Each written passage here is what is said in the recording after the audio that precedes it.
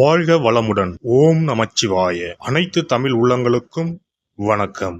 நாம் இந்த பதிவில் பெயர்ச்சியாகும் சுக்கிர பகவானால் உங்கள் வாழ்வில் ஏற்படக்கூடிய சுப மற்றும் அசுப பலன்கள் என்ன என்பதனையும், அசுப பலன் ஏற்படுமாயின் ராசிக்காரர்கள் செய்ய வேண்டிய பரிகாரம் என்ன, வழிபட வேண்டிய தெய்வம் யார், வழிபடும் முறை என்ன என்பதனை பற்றியும் விரிவாக காண்போம்.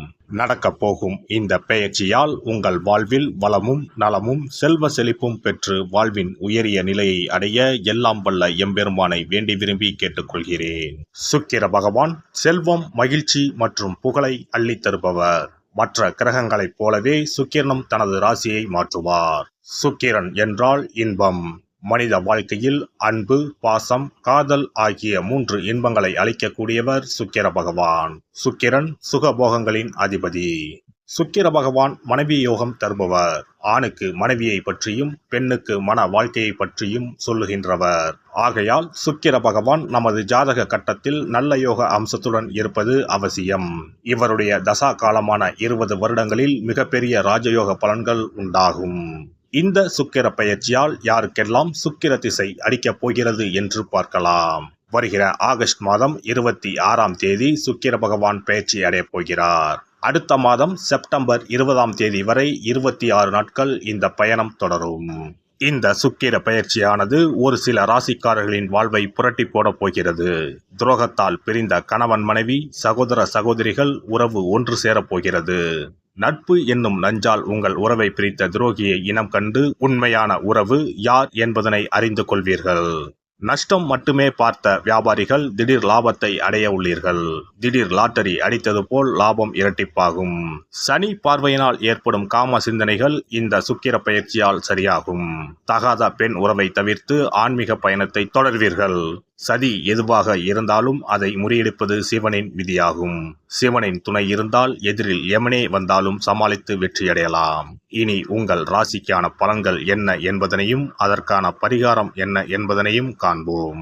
மேசராசி அன்பர்களே, இந்த காலகட்டத்தில் நீங்கள் தொழில், உத்தியோகம், கல்வி, பொருளாதாரம், உறவுகள் போன்ற உங்கள் வாழ்க்கையின் பல்வேறு அம்சங்களில் சில பல தடைகளை அனுபவிக்க நேரலாம். இந்த பெயர்ச்சி காலகட்டத்தில் நீங்கள் கவனமுடனும் எச்சரிக்கையுடனும் செயல்பட வேண்டும். உத்தியோகத்தில் உடனடியான முன்னேற்றம் காணும் வாய்ப்பு இல்லை என்றாலும் படிப்படியாக வளர்ச்சி இருக்கும். பணியிடத்தில் உங்களுக்கு அதிக பணிகள் வழங்கப்படலாம். குறித்த காலத்திற்குள் பணிகளை முடிக்க நீங்கள் திட்டமிட்டு பணியாற்ற வேண்டியிருக்கும். புதிதாக வேலை தேடுபவர்கள் சிறிய வேலையாக இருந்தாலும் ஏற்றுக்கொள்வது நல்லது. அதன் மூலம் நீங்கள் படிப்படியாக முன்னேற இயலும். உத்தியோகத்தில் உங்களுக்கு கிடைக்கும் அனுபவம் உங்கள் எதிர்கால முன்னேற்றத்திற்கு உதவிகரமாக இருக்கும். எனவே உங்கள் இலக்குகளில் மட்டும் கவனம் செலுத்துங்கள். திறமைகளை வளர்த்து கொள்ளுங்கள். திட்டமிட்டு செயல்படுங்கள். வேலையில் மாற்றம் விரும்புபவர்கள் இன்னும் சிறிது காலம் காத்திருக்க வேண்டும். வேலை மாற்றத்திற்கு இது உகந்த நேரம் அல்ல என்றாலும் அவசிய மாற்றம் தேடுபவர்கள் உங்களுக்கு அளிக்கப்படும் பதவிகள், பொறுப்புகள், வேலை அளிக்கும் நிறுவனம் போன்ற விஷயங்களை நன்கு ஆராய்ந்து அதன் பிறகு முடிவெடுங்கள். உங்களால் முடியும் என்று நீங்கள் நினைக்கும் வேலையை மட்டும் ஏற்றுக்கொள்ளுங்கள். அதன் மூலம் மெதுவான முன்னேற்றம் என்றாலும் நீங்கள் தடையின்றி முன்னேறலாம். தொழில் செய்பவர்களுக்கு இது சிறந்த காலகட்டம். உங்கள் திறமைகளை பயன்படுத்தி நீங்கள் தொழிலில் முன்னேறுவீர்கள். கூட்டுத் தொழில் சிறப்பாக இருக்கும். புதிதாகவும் கூட்டுத் தொழில் தொடங்கலாம். புதிய வாய்ப்புகள் உங்களை நாடி வரும். நீங்கள் உங்கள் தொழில் விஷயமாக தொழில் முனைவோரை சந்திக்கலாம். நிபுணர்களின் ஆலோசனை மற்றும் ஆதரவு உங்களுக்கு உதவிகரமாக இருக்கும். குடும்ப நபர்களுடன் உறவுகளை சரியான முறையில் பராமரிப்பது உங்களுக்கு சவாலான ஒன்றாக இருக்கலாம். அவர்களின் ஆதரவு கிடைக்காமல் போகலாம். அவர்களுடன் உங்களுக்கு கருத்து வேறுபாடுகள் எழும். இது உங்களுக்கு விரக்தி மற்றும் மனவேதனையை ஏற்படுத்தும். இதுவும் கடந்து போகும் என்று அமைதியாக இருந்து விடுவது நல்லது. ஒளிவு மறைவின்றி பேசுவது பாதி பிரச்சனைகளை தீர்த்துவிடும். உங்கள் பேச்சில் மட்டும் கவனம் தேவை. உங்கள் காதல் உறவை திருமண உறவாக இந்த காலகட்டத்தில் மாற்ற நினைக்கலாம். உங்கள் முயற்சியில் கவனமும் எச்சரிக்கையும் தேவை. சூழ்நிலையை பொறுமையுடன் கையாள வேண்டும். சமரச பேச்சுவார்த்தை மூலம் உறவில் மோதல் வராமல் தடுக்கலாம். கருத்து வேறுபாடுகள் காரணமாக கணவன் மனைவி உறவு பாதிக்கப்படும் என்றாலும் சுமூகமாக பேசி அவற்றை தீர்த்து கொள்ளுங்கள். பரஸ்பர புரிந்துணர்வு மூலம் உறவை வலுப்படுத்திக் கொள்ளுங்கள்.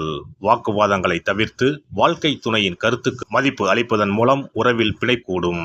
தேவையற்ற பேச்சுக்களை தவிர்ப்பது நல்லது. உணர்ச்சி வசப்படாமல் அணுகுவது நன்மையை தரும். இது உங்கள் உறவை வலுப்படுத்தும்.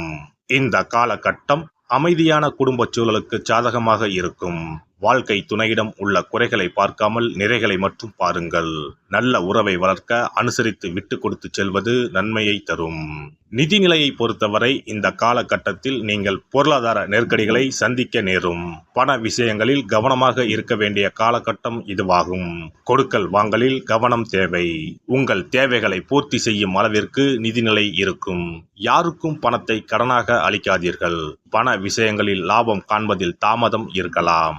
ஏஜெண்டுகள் அல்லது முகவர்கள் உங்களை முதலீடு செய்ய சொல்லி வற்புறுத்தலாம். அதன் மூலம் உங்கள் சேமிப்பு கரையக்கூடும். நீங்கள் கவனமாக செயல்பட வேண்டிய காலகட்டம் இதுவாகும். செலவுகளை சந்திக்க நேரும். எனவே பட்ஜெட் அமைத்து செயல்படுவது நல்லது. முடிந்தவரை பணத்தை சேமிக்க முயலுங்கள். மாணவர்களை பொறுத்தவரை இந்த பயிற்சி காலகட்டத்தில் சில சவால்களை சந்திக்க வேண்டியிருக்கும் என்றாலும் அது சமாளிக்கும் வகையில் இருக்கும். எனவே கவலை வேண்டாம். கடின உழைப்பை மேற்கொள்வதன் மூலம் படிப்பில் சிறந்து விளங்கலாம். ஆராய்ச்சி சார்ந்த கல்வி பயில்பவர்கள் சிறப்பாக செயல்படுவீர்கள். வெளிநாட்டில் படிக்க வேண்டும் என்ற எண்ணம் உள்ள மாணவர்கள் தொடர் முயற்சிகளின் மூலம் வெற்றி காண்பீர்கள். பெற்றோர்களின் அன்பும் அரவணைப்பும் மாணவர்களை நல்வழிப்படுத்தி வெற்றி பாதைக்கு அழைத்துச் செல்லும். உடல் ஆரோக்கியத்தை பொறுத்தவரை சிறிய பாதிப்புகள் இருந்தாலும் அலட்சியம் செய்யாமல் மருத்துவ ஆலோசனை எடுத்துக்கொள்ள வேண்டும். உடல் ஆரோக்கியத்திற்கு மன ஆரோக்கியம் முக்கியம். எனவே உங்கள் மன ஆரோக்கியத்தில் நீங்கள் கவனம் செலுத்த வேண்டும். மன அமைதிக்கு யோகா அல்லது தியானம் மேற்கொள்ளுங்கள். உடல் ஆரோக்கியத்தை பராமரிக்க அவ்வப்போது மருத்துவ ஆலோசனை மேற்கொள்ளுங்கள். உங்கள் நோய் எதிர்ப்பு சக்தியை மேம்படுத்திக் கொள்ளுங்கள். ஏற்கனவே உள்ள உடல் உபாதைகளுக்கு வழக்கமாக எடுத்துக்கொள்ளும் மருந்துகளை உட்கொள்ளுங்கள். ஆரோக்கியமான உணவை உண்ணுங்கள். சிறப்பு தொகுப்பு. கழுத்தை நெரிக்கும் கடன் பிரச்சனையால் கஷ்டப்படுபவர்களுக்கு எளிய பரிகாரங்கள் உள்ளன. ருண, ரோக, சத்ரு இந்த மூன்றுமே மனிதர்களை வெல்லக்கொள்ளும். அதிலும் கடன் பிரச்சனை கவலையை ஏற்படுத்தி மனிதர்களை கலங்க வைத்துக் கொள்ளும். கடன் பிரச்சனையால் கஷ்டப்படுபவர்களுக்கு எளிய பரிகாரங்கள் உள்ளன. இந்த எளிய பரிகாரங்களை நம்பிக்கையோடு செய்தால் நிச்சயம் பலன் கிடைக்கும். ஒருவரின் ஜாதகத்தில் 6ஆம் இடம் கடன் ஸ்தானத்தை குறிக்கும். கடன் பிரச்சனையால் இன்றைக்கு பலரும் தற்கொலை செய்து கொள்கின்றனர். சக்கரத்தாழ்வார் அருள் இருந்தால் கண்டிப்பாக கடன் பிரச்சனைகள் நீங்கும். பெருமாள் கோவிலுக்கு சென்று சனி மற்றும் புதன் கிழமைகளில் சக்கரத்தாழ்வார் சன்னதியில் துளசி மாலை சாற்றி 12 முறை வலம் வர வேண்டும். ஒவ்வொரு முறை வலம் வரும் பொழுதும் கடன் தீர்வதற்கு மனமுருக நம்பிக்கையோடு வேண்டிக் கொள்ள வேண்டும். தொடர்ந்து 12 வாரங்கள் செய்தாலே கடன் பிரச்சனை தீர்ந்து மன நிம்மதி ஏற்படும். மேசராசியில் பிறந்தவர்கள் தயிரை கொண்டு இனிப்பு பலகாரம் செய்து ஒவ்வொரு வெள்ளிக்கிழமையும் மாலை வேளையில் பசுவுக்கு கொடுத்து வர கடன் பிரச்சனைகள் தீரும்.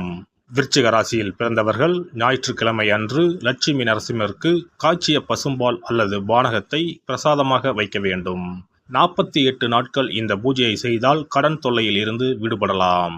ரிஷபராசியில் பிறந்தவர்கள் ஜவ்வரிசி கொண்டு இனிப்பு தயாரித்து அதை வெள்ளிக்கிழமை என்று பசுவிற்கு மாலை வேளையில் கொடுத்து வர கடன்கள் அடைந்து சுகம் பெறலாம். துலாம் ராசிக்காரர்கள் பசும்பாலை சுக்கிர ஓலையில் வில்வ மரத்திற்கு ஊற்றவும். 24 வெள்ளிக்கிழமை செய்திட நிச்சயமாக கடன் தீரும். வெள்ளிக்கிழமையில் அரச மரத்தடி விநாயகருக்கு அகலில் 11 தீபமும் 11 முறை வலம் வந்தும் வழிபட்டால் கடன் தீரும். மிதுன ராசிக்காரர்கள் தினசரி சிறிது தயிர் சேர்த்து குளித்து வரவும். கடன்கள் நீங்கும். மாலை வேளையில் சூரிய தரிசனம் அஸ்தமனத்துக்கு முன் செய்து வரவும். கன்னி ராசிக்காரர்கள் சனிக்கிழமைகளில் உளுந்து வடை தானம் செய்யவும். அதை நீங்கள் உண்ணக்கூடாது. மேலும் துளசிக்கு தினசரி நீர் வார்த்து ஒரு மண் அகலில் நல்லெண்ணெய் விளக்கேற்றி வைக்க ருண நிவாரணம் பெறலாம். கடகராசிக்காரர்கள் ஒவ்வொரு ஞாயிறும் சிறிது வெள்ளக்கட்டியை ஓடும் நீரில் விழவும். கடன்கள் வெள்ளம் போல கரைந்துவிடும். சிம்ம ராசியில் பிறந்தவர்கள் ஒவ்வொரு சனிக்கிழமையும் அரச மரத்தடியில் மண் அகலில் நல்லெண்ணெய் ஊற்றி கருப்பு திரி கொண்டு 8 விளக்குகள் ஏற்றி வர கடன்கள் அழிய வழி பிறக்கும். மகர ராசிக்காரர்கள் சனிக்கிழமைகளில் எள்ளுருண்டை செய்து பலருக்கு தானமாய் கொடுத்து வர கடன் தொல்லைகள் நீங்கும். கும்பராசிக்காரர்கள் வியாழன் மாலை 6 மணிக்கு குங்குமப்பூ சேர்த்த பாதாம் கீர் செய்து மகா விஷ்ணுவுக்கு நிவேதனம் செய்து முதலில் தான் அறிந்துவிட்டு பின்பு மற்றவருக்கும் தானமாய் கொடுத்து வர கடன்கள் மலமளவென அடைபடும். தனுசு ராசிக்காரர்கள் செவ்வாய்க்கிழமைகளில் ஆலய பணிகளுக்கு செங்கல்கள் முடிந்த அளவு வாங்கி கொடுக்க கடன்கள் அடைந்து நிம்மதி பெறலாம். மீன ராசிக்காரர்கள் செவ்வாய்க்கிழமை அன்று மதியமோ இரவோ நோயாளிகளுக்கு சப்பாத்தியை தானமாக கொடுத்து வர கடன்கள் வேகமாக அடைய ஆரம்பிக்கும். குறைந்தது 9 சப்பாத்திகள் கொடுப்பது நல்லது. செவ்வாய் பகவானை மனதார நினைத்துக் கொள்வது நலம் தரும். பௌர்ணமி நாளில் குலதெய்வத்திற்கு படையலிட்டு வழிபடுவது சிறப்பு. குலதெய்வ படம் இல்லாதவர்களும் குலதெய்வம் பற்றி தெரியாதவர்களும் 5 முக குத்துவிளக்கை பூஜை அறையில் ஏற்றி வைத்து படையல் போட்டு கற்பூர ஆரத்தி காட்டி கடன் பிரச்சனை நீங்க மனதார வேண்டிக் கொள்ளலாம். இவ்வாறாக 9 பௌர்ணமிகள் விடாமல் இந்த பரிகாரம் செய்ய கடன் தொல்லைகள் எளிதாக தீர்ந்துவிடும். கடன் தீருவதற்கான வழிகளும் கிடைக்கும். இந்த பரிகாரத்தை அனைத்து ராசிக்காரர்களும் செய்யலாம். எல்லாம் வல்ல இறையருளால் நீங்களும் உங்கள் அன்பு குடும்பமும் உடல் நலம், நீலாயுள், நிறை செல்வம், உயர் புகழ், மெய்ஞானம் ஓங்கி வாழ்க வளமுடன். இந்த வீடியோ பதிவு உங்களுக்கு பிடித்திருந்தால் லைக் பண்ணுங்க, கமெண்ட் பண்ணுங்க, ஷேர் பண்ணுங்க, மறக்காம சப்ஸ்கிரைப் பண்ணுங்க, பக்கத்துல இருக்கிற பெல் பட்டனை கிளிக் பண்ணுங்க. நன்றி, வணக்கம். ஓம் நமச்சிவாய. சிவாய நம.